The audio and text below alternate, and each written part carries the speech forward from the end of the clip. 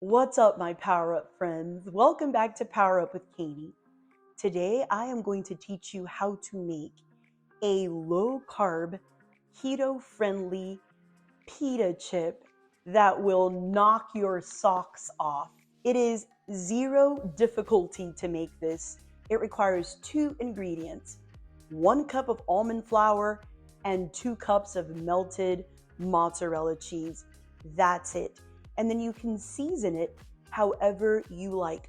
The beauty about these pita chips is that you can have them sweet or you can make them salty, however you want to make them. And the prep time is 3 minutes. You pop them in the oven for 7 to 10 minutes and done.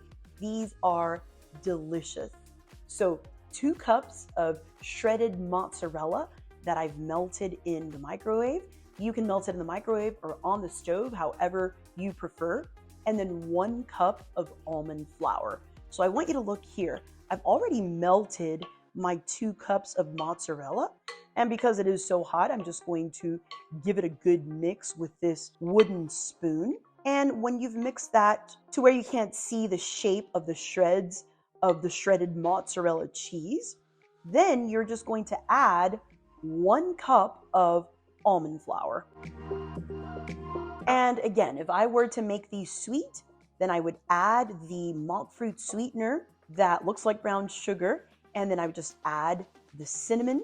But because I'm making these salty, I am adding right now, and then of course you can do a little bit on the top, some everything but the bagel seasoning.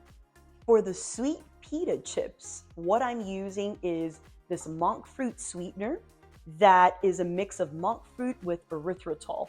And it is so similar to brown sugar, so delicious. So I'm putting that in my mix. I'm also putting a little dash of cinnamon. This makes it taste almost like a churro. It's amazing. For the salty chip, I am using the everything but the bagel seasoning, but you can use whatever seasoning you like. You can use a little bit of onion powder. You can even give it a little bit of a dill flavor. Whatever is your favorite thing, of course, you are welcome to use.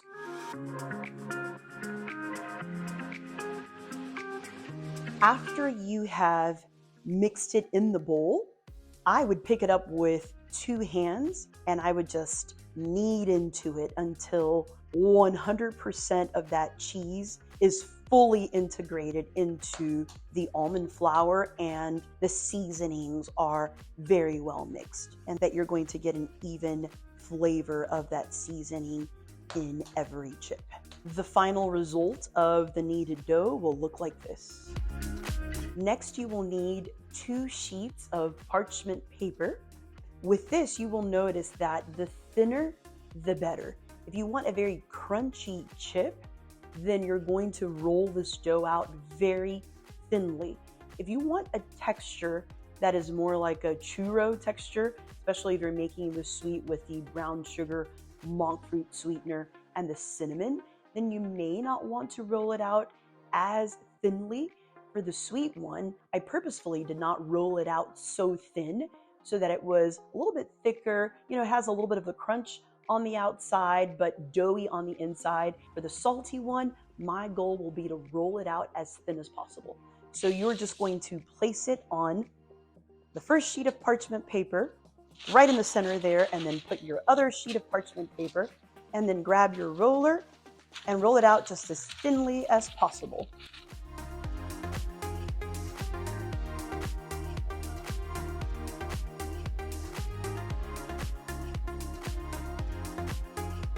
I have rolled this out so thinly that notice my mixture is coming out of the borders here of my parchment paper. And this is exactly how you want your salty one. It is so thin that it is see-through. And now all I'm going to do is I'm going to take a pizza cutter and I'm going to cut these into triangular shapes. Again, that doesn't have to be perfect. You can make them into square shapes. You can make them into triangle shapes. You can make them into octagons. Your taste buds do not know shapes. It's going to be amazing anyway.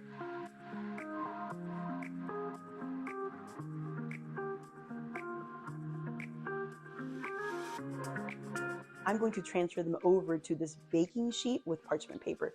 You do not need to worry about putting any avocado spray on here because the mozzarella cheese is oily enough that these will not stick and they will come out perfect. All right, my salty pita chips are ready for the oven. I'm going to put them in there at 350 degrees for 7 to 10 minutes. You will know they are ready when you can see the bottom part turning golden brown. That is the prime time to take them out. And then of course you want to let them sit and cool for anywhere between 8 to 10 minutes. All right, my friends, my pita chips are out of the oven and they have baked to perfection. This recipe is so exciting because the possibility with these are endless. You can crumble these and put them on your salad. You can have them as a side with your keto wrap. You can just sit on the sofa and snack on these.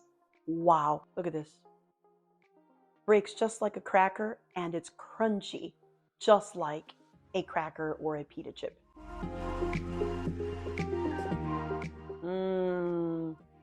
And the flavor, to die for. Guys, let me tell you, you have not lived on keto until you make these pita chips. They are so delicious. You can have these sweet pita chips with coffee.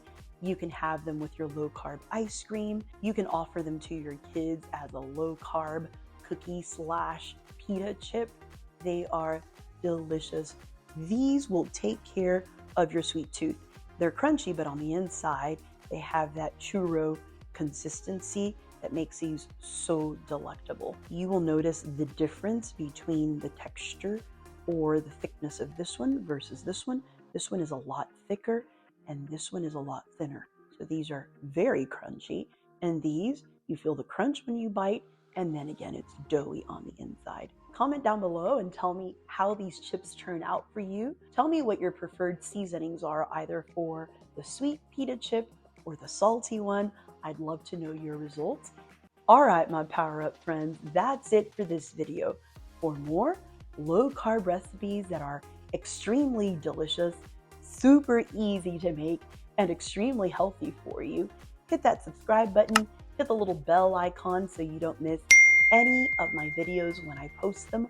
Also, check out my merch store down below and support my channel by purchasing any of the items that you see there that you may like. Bye until next time.